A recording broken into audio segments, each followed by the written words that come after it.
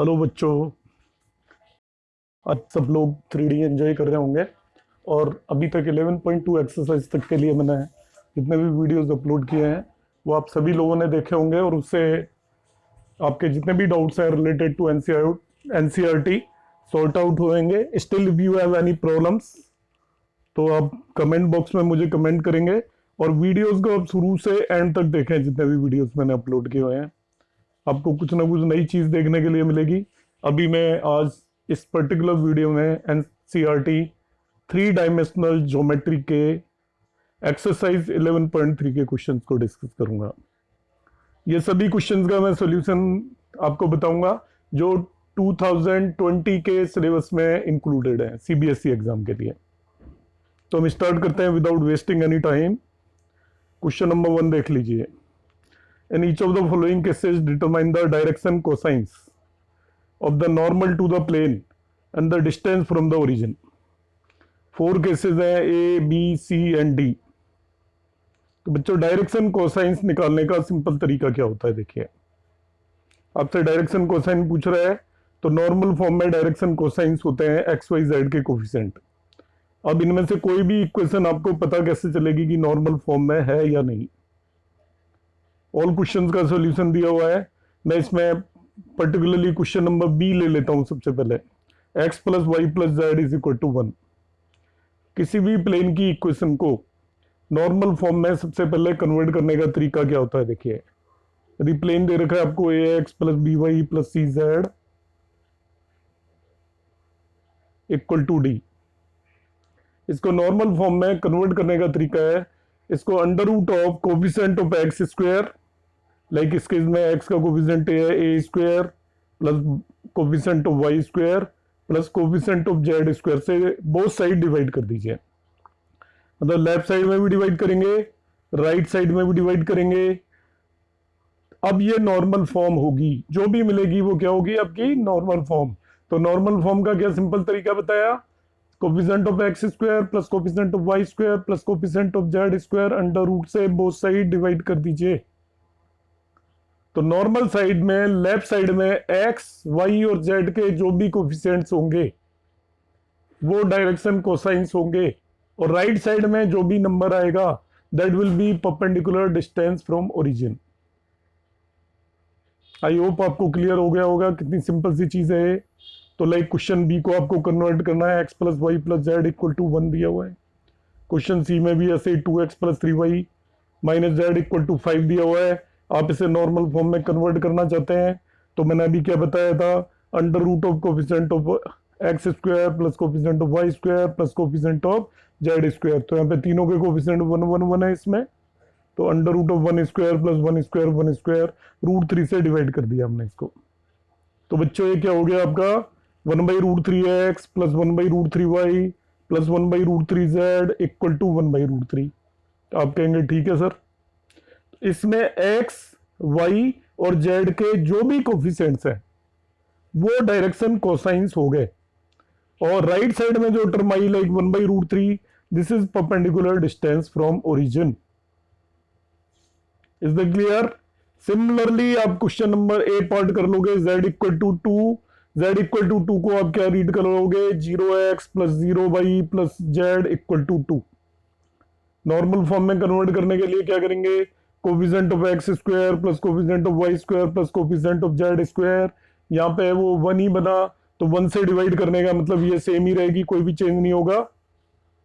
तो coefficient of x 0 है, coefficient of Y 0 है, कोफिशिएंट ऑफ जेड 1 है, तो इसके डायरेक्शन कोसाइंस हो गए 0 0 1 और इसकी परपेंडिकुलर डिस्टेंस जो भी राइट साइड में टर्म आ रही है that is perpendicular distance from the origin.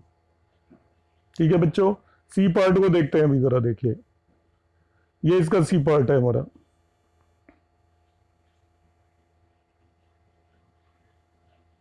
C part आपको नजर आ गया। तो अब आप इन क्वेश्चंस को जैसे मैंने बताया यू कैन ट्राई योरसेल्फ। इसको नॉर्मल फॉर्म में कन्वर्ट करना है, परपेंडिकुलर डिस्टेंस फ्रॉम ओरिजिन निकालनी है। तो आप क्या करेंगे under root of coefficient of x square करेंगे बच्चों। देखिए तो x का कोफिशिएंट 2 है, y का 3 है और z का -1 है। इनको डायरेक्शन रेशियोज भी बोल देते हैं। इन तीनों के स्क्वायर को ऐड करके उसके अंडर रूट से इसको डिवाइड कर दीजिए।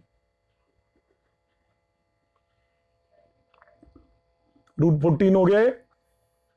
√14 से मैंने डिवाइड किया तीनों को, तो 2/√14x plus 3/√14y minus 1/√14 z equal to 5/√14 हो गया। एक्स वाई जेड के कोफिशिएंट क्या है, 2/√14, 3/√14 माइनस 1/√14, ये आपके डायरेक्शन कोसाइंस हो गए, and 5/√14 will be the perpendicular distance from origin. आप कहेंगे ठीक है सर हो गया।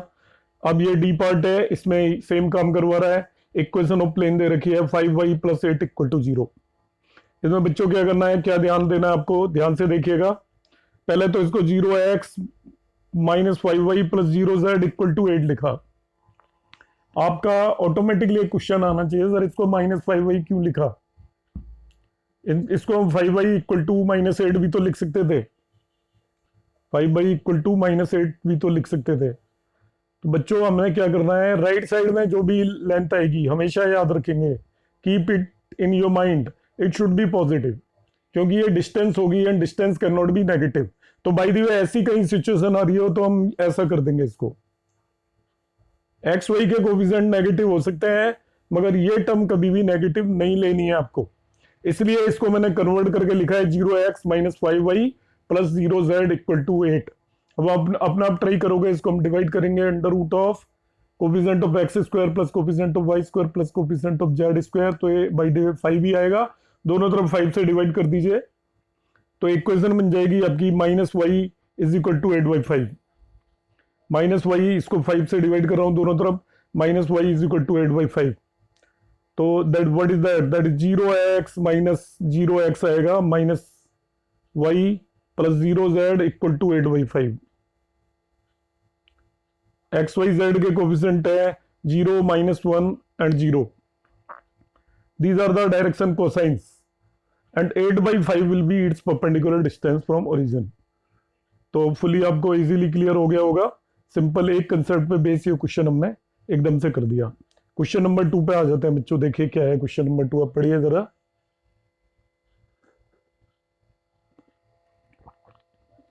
कितना इजी है देखो, कह रहा है क्वेश्चन नंबर 2 में find the vector equation of the plane which is a distance 7 unit from the origin and normal to the vector this, normal to the vector this. अब वेक्टर इक्वेशन ऑफ प्लेन क्या होती है बच्चों, आपको previous videos में मैंने डाला हुआ है, तो वो सब आपने देखे होंगे, तो आपको सबको पता होगा, क्वेश्चन भी आप अपना आप कर पा रहे होंगे। स्टिल मैं बता देता हूं, वेक्टर इक्वेशन होती है r dot eta cap equal to d. अब कहेंगे सर ये ईटा कैप क्या है और डी क्या है, तो बच्चों ईटा कैप है unit vector perpendicular to plane. Eta cap आप नोट कर लीजिए, what is this, it is a unit vector perpendicular to plane, ठीक है। और डी क्या है, this is perpendicular distance from plane origin, perpendicular distance of plane from origin. Question में पढ़ते हैं क्या दिया हुआ है, find the vector equation of the plane which is at a distance 7 unit from origin. तो आपको डी दे दिया, देखिए 7, what is D, it is perpendicular distance from origin. इस क्वेश्चन में डी 7 दे दिया, और कह रहा है it is normal to vector eta, इस वेक्टर के नॉर्मल है, मगर हमें क्या चाहिए होता है, यूनिट वेक्टर चाहिए होता है नॉर्मल में। तो प्लेन की इक्वेशन निकालने के लिए मुझे ईटा कैप चाहिए था, एक डी चाहिए था। डी क्या था, परपेंडिकुलर डिस्टेंस फ्रॉम ओरिजिन, वो उसने पहले से ही दे दी। ईटा कैप चाहिए, तो ईटा कैप निकालना आपको बहुत अच्छे से आता है। जब ईटा एक वेक्टर दे रखा है, उसका यूनिट वेक्टर पता करना है बस। तो यूनिट वेक्टर निकालने का क्या तरीका होता है, वेक्टर को उसके मैग्नीट्यूड से डिवाइड कर देते हैं। तो इस वेक्टर का मैग्नीट्यूड निकाल लीजिए ईटा का, देखिए मैग्नीट्यूड कैसे निकालते हैं, under root of coefficient of x square plus coefficient of y square plus coefficient of z square, यहाँ पे निकाला हुआ है। देखिए ईटा कैप निकालने के लिए वेक्टर ईटा को उसके मैग्नीट्यूड से डिवाइड कर रहे हैं हम। तो मैग्नीट्यूड √70 आ गया, दिस इज ईटा कैप। अब आपको आर भी, ईटा कैप भी पता है, डी भी पता है, जस्ट पुट द वैल्यू और 1 सेकंड में आपका आंसर आ जाएगा। R dot eta cap equal to d is the equation of the plane. So r dot, ये ईटा कैप निकाला था, r dot eta cap equal to d हमने रख दिया। In this way we can find the equation of this one particular plane. ठीक है बच्चों, next question पे आ जाते हैं। Question number 3, find the Cartesian equation of the following plane. Cartesian equation में आपको प्रीवियस वीडियोस में कई बार बता चुका हूं। वेक्टर से कार्टेशियन इक्वेशन निकालना है। देखो ए बी सी 3 पार्ट दिए हुए हैं, will not take any time. R को x i plus y j plus z k लिख दीजिए, दैट्स ऑल। आप कहेंगे ठीक है सर, आर को हम लिख देते हैं x i plus y j plus z के। फिर क्या करना है सर, अब इसका डॉट प्रोडक्ट भी तो दे रखा है। आर डॉट क्या दे रखा है आपको, R dot I plus j minus के, ये दिया हुआ है, इक्वल टू 2। तो दोनों का डॉट प्रोडक्ट ले लो। डॉट प्रोडक्ट कैसे लेते हैं, आई आई के कोफिशिएंट को मल्टीप्लाई करते हैं, ठीक है सर, एक्स आ गया। जे जे के कोफिशिएंट को मल्टीप्लाई करते हैं, ठीक है, वाई आ गया। के कोफिशिएंट को मल्टीप्लाई करते हैं, ये -2z आ जाएगा बच्चों, ओ -z आ जाएगा, इक्वल टू 2। यही आंसर है बस। तो इसको वेक्टर फॉर्म को कार्टेशियन फॉर्म में कन्वर्ट करने के लिए आपको ज्यादा कुछ नहीं करना। वेक्टर फॉर्म को कार्टेशियन फॉर्म में कन्वर्ट करने के लिए आर की जगह आप x i plus y j plus z k लिख देंगे। जो आर डॉट समथिंग दे रखा है उसमें आर की जगह क्या लिख देंगे, x i plus y j plus z के। ये यहाँ पे सोल्व किया हुआ है, प्लस है, आर इक्वल टू वो लिख देंगे और इसका डॉट प्रोडक्ट ले लेंगे। तो देखिए नेक्स्ट पेज पे किया हुआ है, मैं बता देता हूँ आपको।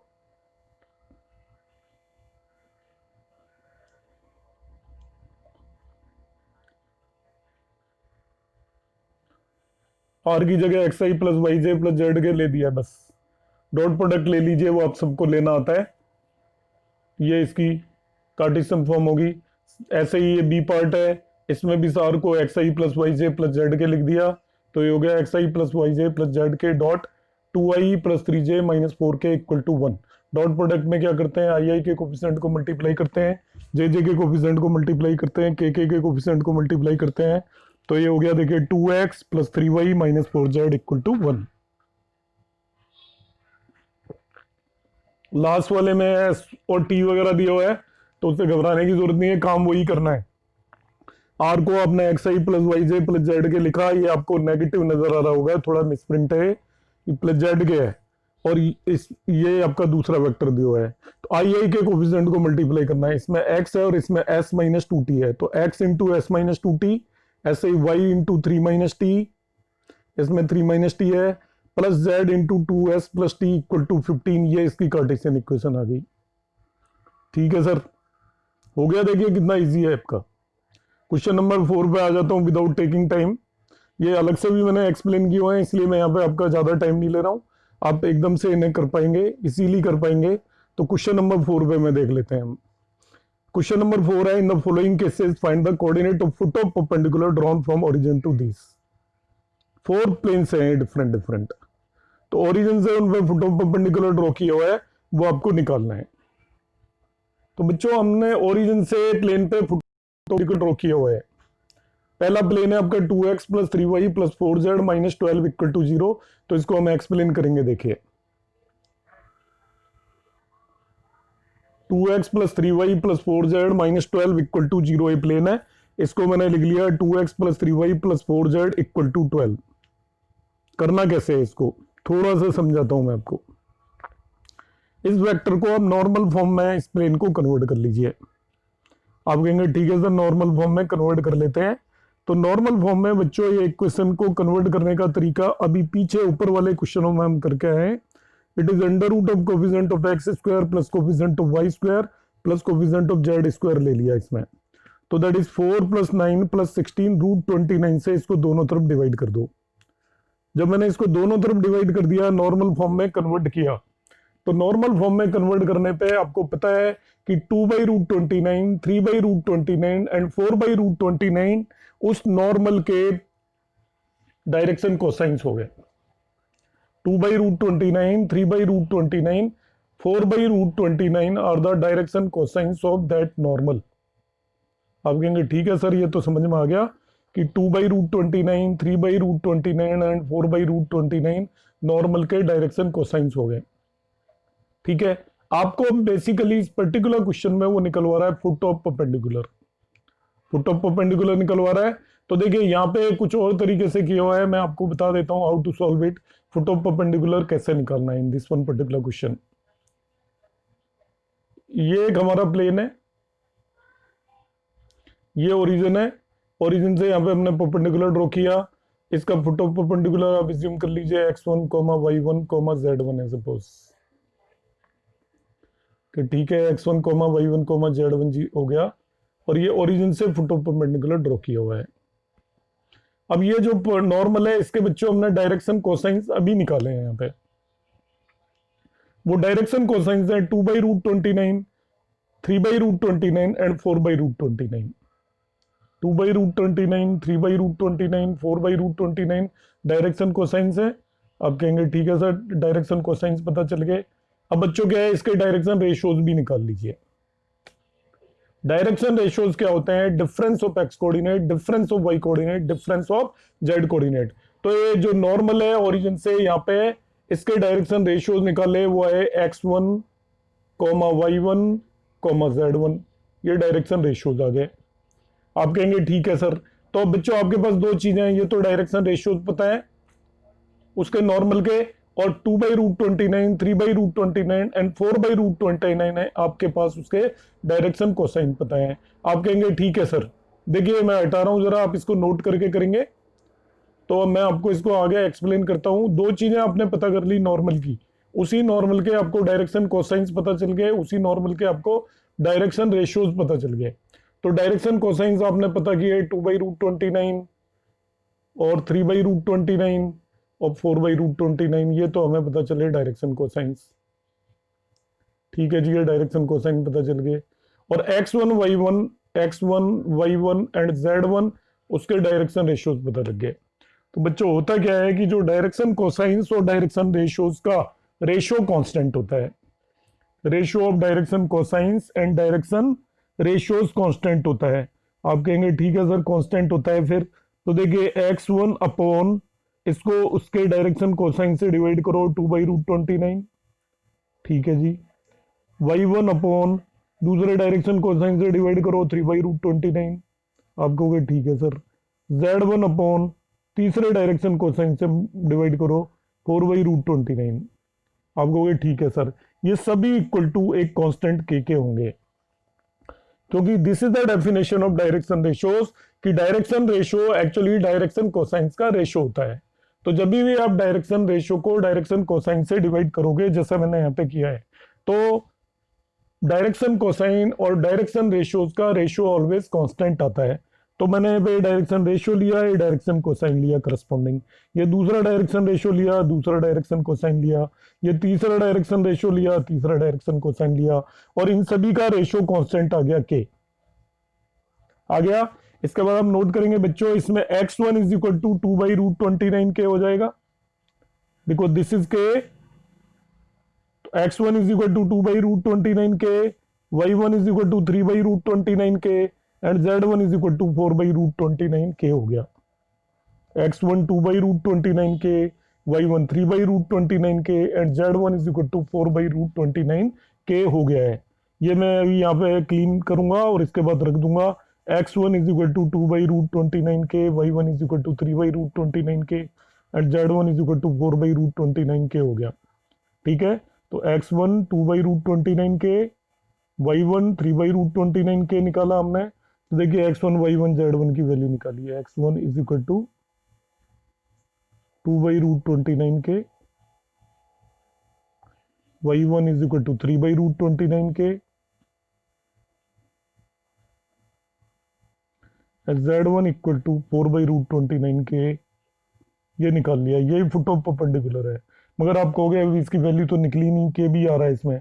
तो बच्चों क्या करना है, ये पर्टिकुलर पॉइंट आपको पता है प्लेन पे लाई कर रहा है, जो ओरिजिनल प्लेन दिया हुआ है उस पर पॉइंट लाई कर रहा है। आप कहेंगे आज ही लाई कर रहा है, क्योंकि फुट ऑफ परपेंडिकुलर तो प्लेन पे ही जाएगा। फुट ऑफ परपेंडिकुलर किस पॉइंट पे आगे मिलेगा, ये कोई भी प्लेन है तो फुट ऑफ परपेंडिकुलर जब हम ड्रॉ करेंगे तो वो इसी प्लेन पे मीट करेगा।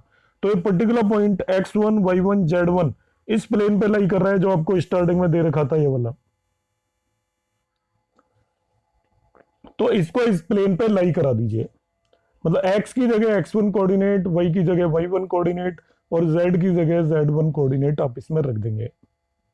तो हम रखते हैं, देखिए वैल्यूज इनकी अभी मैंने आपको बताई है, एक्स की जगह x1 कोऑर्डिनेट, y की जगह y1 और z की जगह z1 कोऑर्डिनेट मैं इसमें रखता हूँ इस पर्टिकुलर प्लेन में, उससे हमें फुट ऑफ परपेंडिकुलर मिल जाएगा। देखिए क्या क्या रखा था मैंने, x की जगह 2/√29k रख दीजिए तो ये हो गया देखिए 4/√29k हो गया।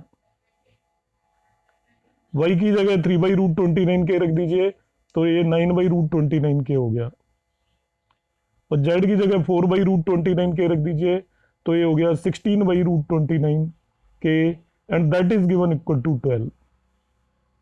इन सबको ऐड कर लो ऊपर, ये आपका आ गया 29/√29k।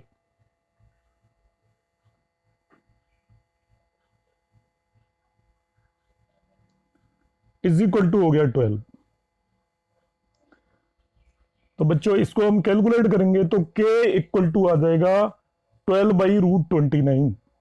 इससे k इक्वल टू आ जाएगा 12/√29। तो हमने k की वैल्यू फाइंड आउट कर ली, k इक्वल टू 12/√29। अब ठीक है सर, k की वैल्यू 12/√29 आ गई।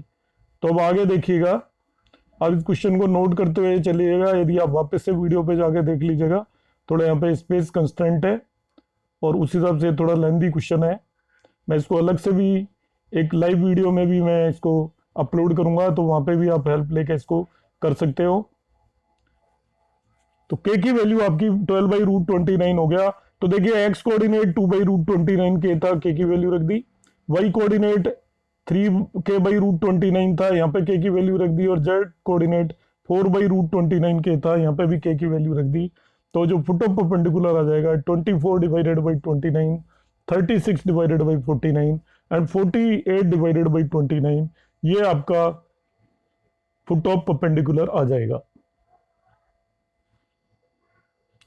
इस तरीके से आप इसे ट्राई करेंगे।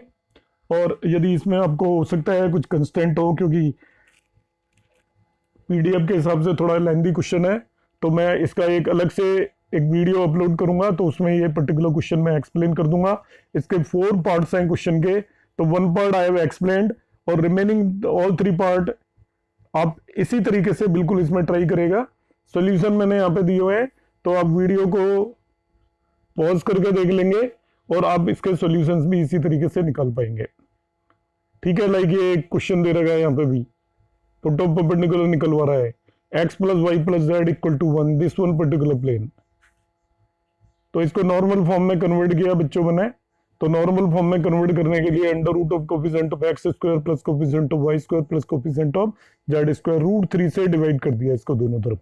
तो √3 से डिवाइड किया इस प्लेन को, तो 1/√3x + 1/√3y + 1/√3z = 1/√3 आया।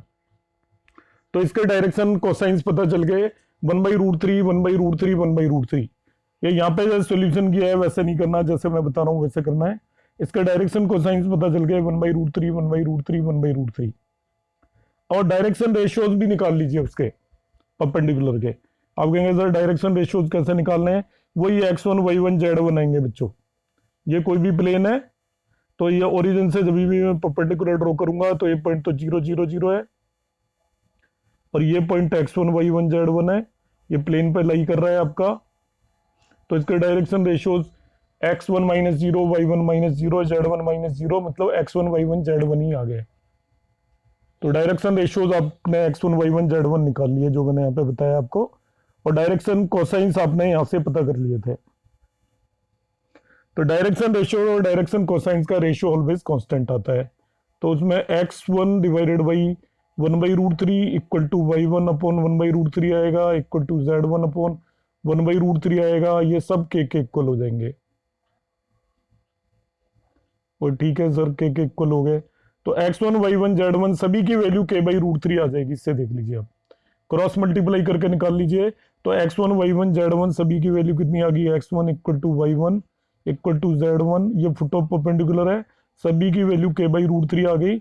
मगर आपको k की फॉर्म में आंसर नहीं चाहिए, इस k को भी निकालना पड़ेगा। तो बच्चों ये पर्टिकुलर जो फुट ऑफ परपेंडिकुलर है वो इस पर्टिकुलर प्लेन पे लाई करेगा, ध्यान रखना। तो फुट ऑफ परपेंडिकुलर को इस प्लेन पे लाई करा दीजिए, मतलब x की जगह आप k/√3, y की जगह k/√3 और z की जगह भी k/√3 रख देंगे। तो ये तीनों के बाई रूट थ्री हो जाएगा। एक्स की जगह के बाई रूट थ्री रखा, वाई की जगह के बाई रूट थ्री और जेड की जगह के बाई रूट थ्री, तो ओवरऑल हो गया 3 k by root three equal to आपका 1 दे रखा है। तो के इससे 1 बाई रूट थ्री मिल जाएगा। आप कहेंगे ठीक है सर, के 1 बाई रूट थ्री मिल गया। के 1 बाई रूट थ्री मिलते ही बच्चों x1 y1 z1 में आप के की जगह 1 बाई रूट थ्री रख दीजिए, तो सभी की वैल्यू 1 बाई थ्री हो जाएगी। x1 भी 1 बाई थ्री आ जाएगा, y1 भी 1 बाई थ्री आ जाएगा और z1 भी 1 बाई थ्री आ जाएगा। In this way we can get the foot of perpendicular. आप यदि इसको अंडरस्टैंड कर सकते हैं, यदि आप कॉपी पे लिख के करेंगे तो आपको समझ में आ जाएगा। Still if you have the problems, तो मैंने आपको प्रॉमिस किया है कि मैं एक सेपरेट वीडियो अपलोड करूंगा इस पे बेस्ड, उससे आपको बिल्कुल क्लैरिफाई हो जाएगा। इसमें क्योंकि थोड़ा सा कंस्टेंट है, पीडीएफ में थोड़ा उस हिसाब से लेंथी है क्वेश्चन, तो वो यहाँ पे मैं उतना करा नहीं पा रहा हूँ इसको, बाकी के इसके पार्ट आप कर लेंगे। तो मैं अब नेक्स्ट क्वेश्चन ले लेता हूँ। Next one particular question is fifth question, find the vector and Cartesian equation of the plane. बहुत आसान है।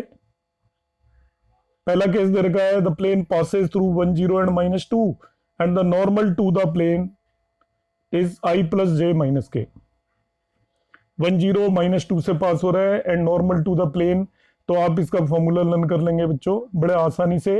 एक पॉइंट से पास हो रहा हो प्लेन और एक पर्टिकुलर वेक्टर के नॉर्मल हो, तो उसकी इक्वेशन होती है, this is the equation of plane passing through a point whose position vector is a and normal to vector n, this is equal to 0। तो ये भी मैंने आपको एक पीछे वीडियो में अच्छे से एक्सप्लेन किया हुआ है, आप उस वीडियो को देख लेंगे। Equation of plane passing through a point and normal to vector करके मैंने उसमें यूट्यूब पे अपलोड किया हुआ है, तो आप वहां देखेंगे तो ये करना बहुत इजी हो जाएगा। अब यहाँ पे उसने क्या कर रखा है, एक पर्टिकुलर पॉइंट दे रखा है, plane passes through 1 0 and -2 and normal to this i plus j minus k. आपसे वो इसकी दोनों वेक्टर और कार्टेशियन दोनों इक्वेशन चाह रहा है। तो वेक्टर इक्वेशन तो ये लिखी आपने लिख ली होगी, कार्टेशियन इक्वेशन होती है a into x minus x one plus b into y minus y one plus c into z minus z one equal to 0। अब कहेंगे ठीक है सर ये तो, अब क्या है बच्चों, इसमें एक तो पॉइंट दे रखा है, एक वेक्टर दे रखा है। पॉइंट तो दे रखा है 1 0 -2, वेक्टर दे रखा है i प्लस जे माइनस के, और बी पार्ट में भी ऐसे एक पॉइंट दे रखा है, एक वेक्टर दे रखा है। यहां पे तो दोनों वेक्टर चाहिए आपको। आप कहेंगे यस सर यहाँ पे दोनों वेक्टर चाहिए, वेक्टर ए भी चाहिए और एन भी चाहिए, और इस केस में आपको दोनों जगह के पॉइंट के कोऑर्डिनेट चाहिए। तो मैं दोनों क्वेश्चन ही आपको बड़े इजीली बता रहा हूँ, पहले दोनों की वेक्टर फॉर्म बता देता हूँ और इसके बाद कार्टेशियन फॉर्म बता दूंगा आपको। तो वेक्टर फॉर्म निकालने में बच्चों इसमें कुछ भी नहीं है, दोनों क्वेश्चंस में आपको एन कैप पहले ही दे रखा है उसने। इस केस में ये एन है वेक्टर और इस केस में ये एन वेक्टर है। आप कहेंगे ठीक है सर एन पता चल गया, अब ए वेक्टर निकालना है, उस जिस पॉइंट से पास हो रहा है वो 1 0 -2 है, उसका जो भी वेक्टर होगा वो ए हो जाएगा। तो वेक्टर ए निकालना कितना आसान हो गया, यदि पॉइंट दे रखा है तो it is i plus 0 j minus 2 के हो गया। आप कहेंगे हो गया सर ए पार्ट, तो क्योंकि ए भी आपको पता चल गया, that is i plus 0 j minus 2 के, और एन भी पता चल गया आपको, that is i plus j minus के। है इजी, देखिए तो आपको वेक्टर ए बी पता चल गया। ए निकालना कितना ज्यादा इजी है, जो भी पॉइंट दे रखा है उसके करस्पॉन्डिंग पोजीशन वेक्टर निकाल दीजिए, वो ए है, और जो दूसरा वेक्टर दे रखा है वो उसने दे ही आपको एन रखा है। अब कहेंगे हो गया सर ये तो ए बी पता चल गया, देखिए ए हो गया और ये एन हो गया, और ये आपकी इसकी वेक्टर फॉर्म है r minus a dot n equal to 0। तो यहाँ पे आर ए और एन की वैल्यू मैंने पुट कर दी है। इसकी यदि आपको कार्टेशियन फॉर्म चाहिए तो बच्चों आर को x i plus y j plus z के रख दीजिए, बस काम आपका हो जाएगा। जो हम यहाँ पे आर प्लेस कर रहे हैं, आर, इस आर की जगह x i plus y j plus z के रख देंगे हम। देखते हैं रख के देखो क्या होता है। तो ये आर की जगह मैंने यहां पे रख दिया है x i plus y j plus z के,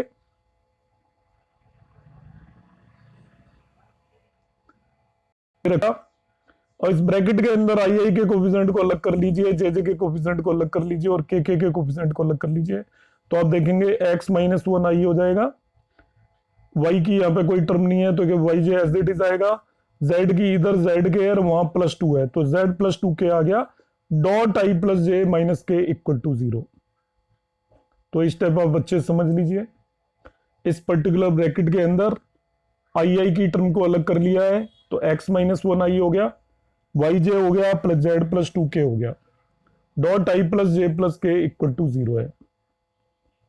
अब दो वेक्टर्स का डॉट प्रोडक्ट लेना है इन दोनों का।